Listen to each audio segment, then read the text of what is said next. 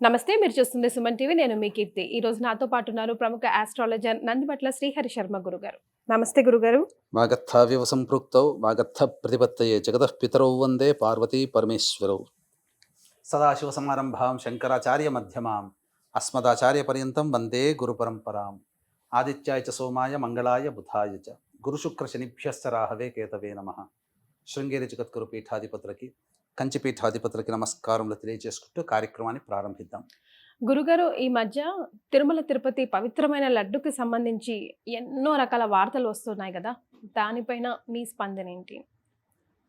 అవునమ్మా, మనం గత 2 రోజులుగా మనం చూసుకున్నట్లయితే ఒక భారతదేశమనే కాదు, యావత్ ప్రపంచ దేశంలో ఉన్నటువంటి సనాతన ధర్మాన్ని పాటించే వాళ్ళకందరికీ కూడా ఒక బాధాకరమైనటువంటి వార్త ఇది చెప్పవచ్చు.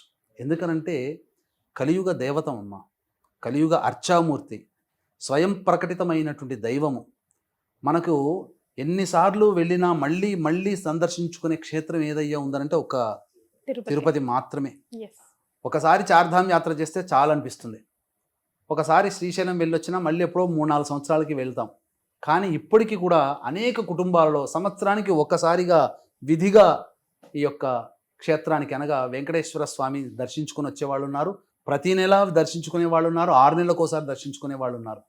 అంతేకాకుండా కేవలం ఈ యొక్క ఇబ్బంది కలిగినటువంటి గత 2-3 రోజుల నుంచి మనం వింటున్నటువంటి వార్త ఏదైతే ఉందో ఆ వార్త ఇబ్బంది మన తెలుగు రాష్ట్రాలకే కాదు, భారతదేశం యావత్తు కూడా కుదిపేస్తుంది, ప్రపంచవ్యాప్తంగా. ఎందుకంటే శ్రీమాన్ ముఖ్యమంత్రి చంద్రబాబు నాయుడు గారు ఎన్డీఏ సమావేశంలో తెలియచేయడం జరిగింది. ప్రపంచవ్యాప్తంగా ఇది బాగా ఒక ప్రకంపనలు సృష్టిస్తుందని చెప్పవచ్చు. కాకపోతే ఎందుకు ఈ విధంగా చేయాల్సింది, హిందువుల మనోభావాలు పూర్తిగా దెబ్బతిన్నట్టే లెక్కమ్మ. ఎందుకనంటే ఏ ఇంట్లోనైనా కానీ స్వామిని దర్శనం చేసుకొని తిరుపతి లడ్డు తీసుకొని వచ్చిన తర్వాత ఆ వెంకటేశ్వర స్వామి దగ్గర దీపారాధన చేసి స్వామి సుప్రభాత అవన్నీ చదువుకొని తిరుపతి లడ్డూని అందరికీ కూడాను పంచే పవిత్ర కార్యముగా చూసుకునేటువంటి వ్యవస్థ దొరకకపోతే కూడా ఎవరు మనం తరపున బంధువులు కానీ స్నేహితులు కానీ ఎవరు వెళ్తున్నా మాకు ఒక లడ్డు పట్టుకురావయ్య అని చెప్పి మనం ప్రేమగా అడిగేటువంటిది. అసలు ఆ సువాసన కానీ ఆ లడ్డూ కానీ అసలు మనము తన్మయత్వంతో ఉండిపోవాల్సింది. ఎందుకంటే అందులో వాడబడేటువంటి ప్రతి వస్తువు కూడాను ఆధ్యాత్మిక దైవిక చింతనకి మారుపేరుగా ఉండేటువంటి వస్తువుల్ని ప్రతిదీ కూడాను కల్తీ లేకుండా గత కొన్ని సంవత్సరాలుగా మనం ఉన్నటువంటి స్థితి నుంచి ఈ రోజున గత కొన్ని సంవత్సరాలుగా ఆ తిరుపతి లడ్డూలో ఏదో జరుగుతుంది, దాని యొక్క ఫ్రాగ్రెన్స్ అంటే దాని యొక్క పవిత్రత ఏదో దెబ్బతింటుంది, ఇదివరకు ఇట్లాగా గుమగుమలు లేవు అనే వార్తని తరచూ మనం వింటున్నాం. ఇది ఎక్కడ లోపం జరిగింది, ఏ ప్రభుత్వం అనేది మనకు అప్రస్తుతం. కానీ ప్రభుత్వ జోక్యం అనేటువంటిది యొక్క టీటీడీలో ఉండడం వల్ల తద్వారా మనకు తీరని నష్టమే జరుగుతుందని చెప్పవచ్చు. ఎందుకనంటే ఒకప్పుడు ఇప్పుడు వివాదం అంతా ఏంటమ్మా, ఆ యొక్క లడ్డూలో ఉన్నటువంటి వాడబడినటువంటి నెయ్యిలోనే. ఆ యొక్క గుజరాత్లో ఉన్నటువంటి ల్యాబొరేటరీ ద్వారా తెలిసింది ఏంటి, edible oils, soya beans oil, soya నూనె, బీన్స్ నూనె, అలాగే ఫిష్ ఆయిల్, మరియు ఈ యొక్క జంతువుల కొవ్వుతో ఉన్నటువంటిది, పందిదో లేకపోతే ఎద్దుదో ఏ బర్రెదో మనకు తెలియదు, కానీ అందులో జంతువుల నుంచి చర్మము నుంచి వచ్చినటువంటి కొవ్వుల్ని కూడా వాడారు ఆ లడ్డు, తిరుపతి లడ్డూలు అని చెప్పి రిపోర్ట్స్ వచ్చాయి. రిపోర్ట్స్ వచ్చినప్పుడు ఇక్కడ మనం గమనించుకుంటే మరి గత కొన్ని సంవత్సరాలుగా లేనటువంటిది ఇప్పుడు ఎందుకు జరిగిందనంటే, ఈ యొక్క అటానమస్ బాడీ టీటీడీ అనేటువంటిది సర్వస్వతంత్రమైనటువంటి వ్యవస్థ, ప్రభుత్వ జోక్యం లేకుండా స్వతంత్రంగా నడిచేటువంటి వ్యవస్థ. దాన్ని బేస్ చేసుకొని అనేకమైనటువంటి విశ్వవిద్యాలయాలు కానీ, అనేక మంది వేద పండితుల యొక్క అధ్యయనం కానీ, అలాగే అనేక రకాలైనటువంటి స్వచ్ఛంద సేవా కార్యక్రమాలు ఆ టీటీడీ ద్వారా మనకు జరపబడుతున్నాయి. కాబట్టి ఆ టీటీడీ దైవము కూడా దృష్టిలో పెట్టుకొని అనేక మంది తలనీలాలు సమర్పణ కావాలి, లేకపోతే నిలువు దోపిడీలు కానీ, లేకపోతే వాళ్ళ కోరికలు తీరితే వాళ్ళు సమర్పించే కానుకల రూపంలో కానీ రోజులకి పదుల కోట్ల సంఖ్యలో ప్రతిరోజు కూడాను ఆదాయం అందుతున్నటువంటి దేవాలయంలో ఇంతటి అప్రజాస్వామికమైనటువంటి ఇంత హేయమైనటువంటి డబ్బు కోసము, డబ్బుని ఏమని చెప్తున్నారు అధికారులు, ఒకప్పుడు టెండర్లు పిలిచాము, ఒకప్పుడు నడిచినటువంటి కంపెనీని కాదని ఇంకా తక్కువ ధరకి ఏదైనా ఏదైనా ఈ యొక్క నెయ్యిని కనుక మనం సంపాదించుకుంటే ఆదా చేసిన వాళ్ళం అవుతాము అనే భావనతో టెండర్లు పిలిచాము, వాళ్ళకి అప్పగించాము అని చెప్పేసి అంటున్నారు. ఇక్కడ గమనించాల్సిన అంశం ఏంటంటే, మనము భగవంతుడు సంపాదించుకున్నటువంటి సొమ్మది, ఆయన కోసం ఆదాయం ఏమైనా తక్కువ, ఆయనకిస్తున్నటువంటి సొమ్ములో, ఆయన సంపాదించుకునేటువంటి సొమ్ములో మనం ఆదా చేయాల్సినటువంటి అవసరం ఏముంది? ఇంకా ఆదా చేయాల్సిన డబ్బుని ఆదా చేయదలిస్తే ఇంకొక రూపేణా ఆదా చేయవచ్చు. ఇంకొక దుబారా ఖర్చులు, అనవసరమైనటువంటి ఆడంబరాలకు పోయేటువంటి ఖర్చుల్ని తగ్గించుకొని మనం చక్కగా నడిపించుకోవచ్చు. కానీ ఇక్కడ జరిగినటువంటి లక్షల కోట్ల ప్రజలు తినేది కదా గురుగారు. లక్షల కోట్ల యావత్ ఇది కేవలం భారతదేశంలో ధార్మిక భావంతో ఉన్నటువంటి హిందూ మతస్థులకే కాదమ్మా, ప్రపంచం యావత్తు భారతదేశం యొక్క కీర్తి ప్రతిష్టలు ఈ యొక్క వివాదంలో పడిపోయినట్టే లెక్క. కీర్తి ప్రతిష్టలు ఎందుకనంటే వాళ్ళ దేశం అట్రా, ఎందుకంటే ఏ దేశం గురించి తెలవకపోయినా వెంకటేశ్వర స్వామి గురించి ప్రపంచవ్యాప్తంగా తెలుసు. ఎందుకంటే సెకండ్ హైయెస్ట్ ఇన్కమ్ టెంపుల్గా మన భారతదేశంలో ప్రసిద్ధి చెందినది ఇది. వాటికన్ సిటీ తర్వాత రెండవ అత్యధిక ఆదాయం వచ్చే దేవాలయం ఇదే. కాబట్టి ఇక్కడ ఏంటంటే చాలా మటుకు మనం గమనించుకున్నట్లయితే కొన్ని ఇబ్బందికర పరిస్థితులు తలెత్తాయని చెప్పవచ్చు మనం. ఎందుకనంటే దీనికి ఇంతకుముందు ఒక 50 సంవత్సరాల కిందకు ముందు కనుక మనం చరిత్ర చూసుకుంటే ఎప్పుడు అంత ఆనందంగా అంత ఆరోగ్యంగా లడ్డూలు తయారు చేసేవాళ్ళు. ఎప్పుడు కూడా ఈ వివాదం రాలేదు. ఎందుకు అంటే నందిని బ్రాండ్ శుద్ధ తప్ప అని కర్ణాటకలో ఇక్కడ మనం నందిని బ్రాండ్తో మనం పిలుచుకుంటాం. Karnataka milk federation company limited అనేటువంటిది కర్ణాటక ప్రభుత్వం వాళ్ళు నడుపుతున్నటువంటి ఈ యొక్క ఆధ్వర్యంలో జరుగుతున్నటువంటి నెయ్యిని 50 సంవత్సరాలుగా వాడుతూ వస్తున్నారు. వాళ్ళు ఎటువంటి ప్రమాణాన్ని పాటించేవారు అంటే వారు ముఖ్యంగా ఆధ్యాత్మిక పరులు.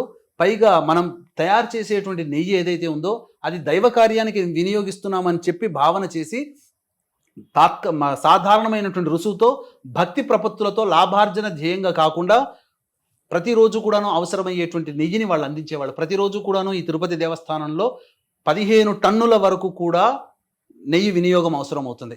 కాబట్టి 50 సంవత్సరాల నుంచి నడుస్తున్నటువంటి ఆ యొక్క కాంట్రాక్ట్ని కాదని ఈ మధ్య కొన్ని సంవత్సరాల్లో ఈ మధ్య వేరే వాళ్ళకి టెండర్ ద్వారా పిలిపించి అతి తక్కువకి ఎవరు కోట్ చేస్తారో వాళ్ళకి ఇద్దామని చెప్పి టెండర్ ద్వారా 5 కంపెనీలకు ఇవ్వడం జరిగింది. వాళ్ళలో ఒక కంపెనీ జరిగినటువంటిది ఏంటంటే అది చేస్తున్నటువంటిది ఏంటంటే ఇక్కడ మనం ఏదైనా ఒక పని చేస్తున్నప్పుడు మన ఇంట్లో ఒక ఫంక్షన్ పెట్టుకుంటామమ్మా, లేదా ఒక వస్తువు కొనుక్కుందామని వెళ్తాం. ఆ వస్తువు వాళ్ళు అమ్మగలిగే సామర్థ్యం ఉందా లేదా తెలుసుకొని కదా మనం కొనుక్కుంటాం. ఒక ఫంక్షన్ చేద్దాం, లేదా ఒక 10 మందికి భోజనం లేదా 100 మందికి భోజనం ఆర్డర్ ఇస్తాం. ఇచ్చినప్పుడు ఆ 100 మందికి చేయగలిగే కెపాసిటీ ఉన్నవాడా వంటవాడు లేదా అని మనం చూసి మనం ఇస్తాం.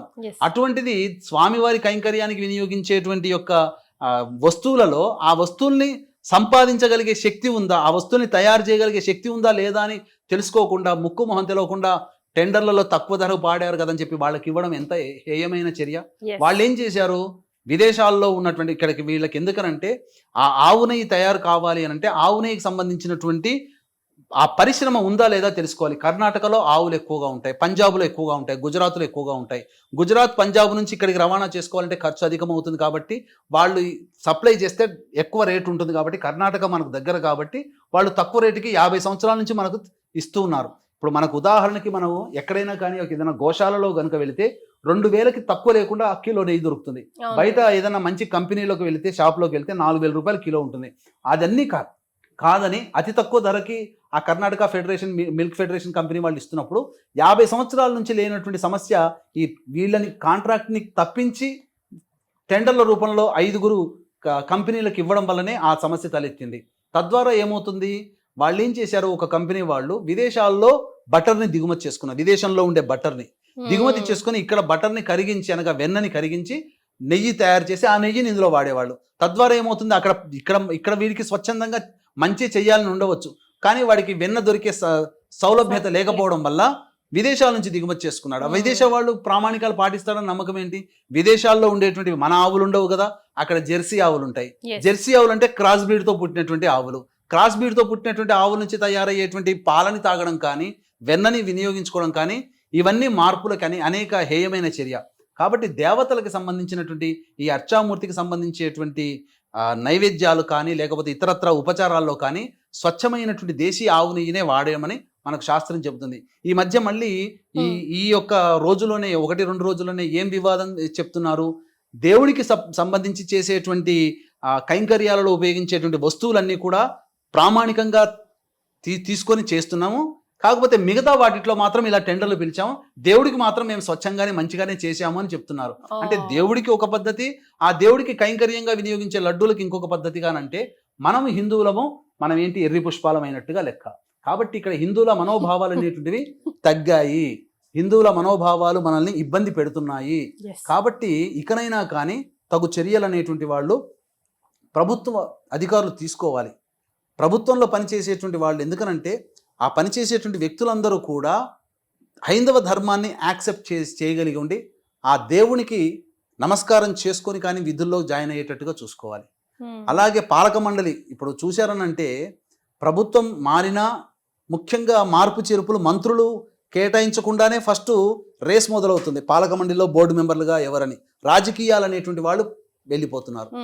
అంటే మంత్రుల శాఖలు ఎవరెవరికి కేటాయించాలో ఆ సందర్భం లేకుండానే ఫస్ట్ దీనికి సంబంధించినటువంటి బోర్డు పాలక చైర్మన్ కానీ మండలిల సభ్యులు కానీ రాజకీయ రంగు పులుకొని వాళ్ళు ఇందులో బోర్డు మెంబర్లుగా చలామణి అయిపోయి వాళ్ళు చెప్పిందే వేదంగా అవుతుంది. కాబట్టి బోర్డు అనేటువంటి ప్రక్షాళన జరగాలి. ముఖ్యంగా ఆధ్యాత్మికవేత్తలు ధార్మికవేత్తలు మాత్రమే బోర్డు చైర్మన్లుగా ఉండి మెంబర్లు కూడా వాళ్ళుగా ఉన్నట్లయితే భయభక్తులతో దైవం, ఎందుకంటే కలియుగ దైవంతో ఆటలాడకూడదమ్మా. కలియుగ దైవము అనేటువంటిది నిత్యమై సత్యమై అనునిత్యమై మన వెంట ఉన్నటువంటి దైవము వెంకటేశ్వర స్వామి. ప్రతి లెక్క రాసుకునే ఆయన ఈ లెక్క కూడా ఉంటుంది. ఆ లెక్కలు కూడా కొన్ని సంఘటనలు సరిచేశాడు. ఈవోగా పనిచేసినటువంటి ఒక వ్యక్తి తన కొడుకు నిశ్చితార్థం అయిపోగానే ఆ యొక్క దుర్మార్గ కార్యక్రమాల ప్రభావానికి పాల్పడడం వల్ల ఆ వ్యక్తి పెళ్లి నిశ్చితార్థం అయినా పెళ్లి కాకుండానే చనిపోవడం జరిగింది. కాబట్టి ఇవి అనేక సంఘటనలు దైవం ఉంది అని నిరూపించడానికి ఇన్ని దెబ్బలు తగులుతున్నా మళ్ళీ అదే తప్పులు చేయడం అనేటువంటిది హేయమైన చర్య. హిందువుల మనోభావాలు దెబ్బతిన్నవి, ఇందులో ఏమాత్రం సందేహం లేదు. ఇకనైనా కానీ చెడులో మంచి వెతుక్కునే స్వభావం మనకు ఉన్నది కాబట్టి ఈ చెడు అనేటువంటిది అందరినీ ఒకసారి గగుర్పాటు కొలిచింది. ఈ తర్వాత ఇప్పుడైనా కానీ ఆ టీటీడీ బోర్డు అనేటువంటి ప్రక్షాళన జరిగి అందులో పనిచేసే వాళ్ళందరూ కూడా వెంకటేశ్వర స్వామికి అనురక్తులై ఉన్నట్టుగా భావన చేస్తూ ఇప్పుడు అన్ని పంచు సిస్టంలో పెట్టుకొచ్చారు కదమ్మా. ఈ పంచు సిస్టమ్ రాగానే పంచు పెడుతున్నప్పుడే పైన దేవుడు మన వెంకటేశ్వర స్వామి అలివేలమంగా ఉండాలి. పంచు కొట్టడానికంటే ముందే ఒకసారి ఆ దేవునికి నమస్కారం చేసుకొని పంచు కొట్టి విధుల్లో జాయిన్ అయిపోవాలి. వెనకాల ఆ విధుల్లో జాయిన్ అయ్యే చోట ఎక్కడ కనబడ్డా కానీ అందరికీ కనబడే విధంగా ఆ స్వామి ఫోటో అక్కడ ఉండి తీరాలి. ఆ విధంగా ఉంటేనే, ఎందుకనంటే ఇప్పుడు ఇతర మతస్థులు కూడా ఈ కార్యక్రమాల్లో పనిచేయడం వల్ల వాళ్ళకి మన దైవం పట్ల చులకన చూపుంటుంది. అంటే ఇప్పుడు మీకు ఒక ఉదాహరణ చెప్తానమ్మా. మన ఇంట్లో ఏదైనా ఇబ్బంది వస్తే మన ఇంటికి కానీ రిపేర్ చేసుకుంటే మనం శ్రద్ధతో మనం చేసుకుంటాం. పక్కింటి వాడి ఇంట్లోకి వెళ్ళి వాడింటికి ఏదైనా ఇబ్బంది అయితే ప్లాస్టింగ్ మనమే వేసి, గోడలకి పెయింట్ మనమే వేసి, గేటు పాడైతే గేటును మనమే సరిచేస్తామా? మనకు సంబంధం లేదు, అది పక్కవాడిల్లు. మరి వేరే మతస్థుడికి మన మతంలో ఉన్నటువంటి సంస్థల్లో ఉద్యోగం చేస్తున్నప్పుడు వాడికి సప్లై చేసే వాళ్ళు ఇతరులు అయ్యారనుకో, వాళ్ళు మంచి నాణ్యత కలిగినటువంటిది ఇవ్వాలని రూల్ ఇవ్వరు. కాబట్టి వాటికన్ సిటీలో మీరు పోయి ఎవరైనా కానీ ఉద్యోగం చేస్తున్నారా వేరే అదర్ కంట్రీ వాళ్ళు, అదర్ రిలీజియన్ వాళ్ళు వాటికన్ సిటీలో వాళ్ళ చర్చిలో మనం చేయగలుగుతామా? చేయలేము. కాబట్టి ఇక్కడ గమనించాల్సింది ఏంటంటే మన ధార్మిక వ్యవస్థగా ఉన్నప్పుడు ఈ ధార్మికాన్ని ధార్మికంగానే కాపాడేటట్టు ప్రయత్నం. ఇక నుంచైనా ఈ చెడు వచ్చింది, ప్రజలందరూ మనోభావాలు దెబ్బతిన్నాయి, వీక్షించేటువంటి హిందువులందరూ కూడా ఏకతాటి నిలబడి ఈ యొక్క సంబంధించినటువంటి దాన్ని ఈ యొక్క టీటీడీలో మన వాళ్లే ఉండేటట్టుగా ప్రయత్నం చేస్తే గనక ఇక పూర్తిగా ప్రక్షాళన అక్కడి నుంచి మొదలవుతుంది. తర్వాత బోర్డు మెంబర్లు వీళ్ళందరూ కూడా ధార్మికవేత్తలు ఉంటే ఖచ్చితంగా ఆ టీటీడీ యొక్క ఔన్నత్యాన్ని ఉనికిని కాపాడుకున్న వాళ్ళం అవుతామని చెప్పడంలో ఏమాత్రం సందేహం లేదు. 100% గురుగారు. ధన్యవాదాలు.